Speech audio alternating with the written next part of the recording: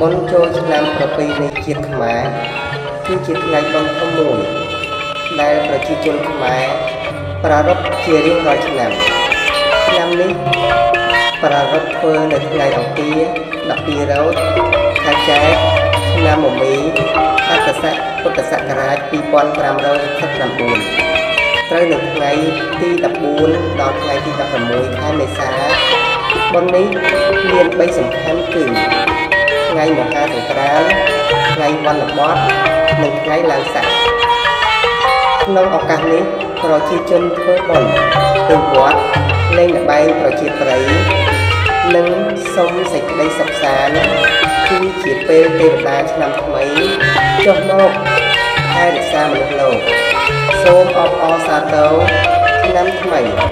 សូមឲ្យមានសុខភាពល្អនិងជោគជ័យគ្រប់ការងារ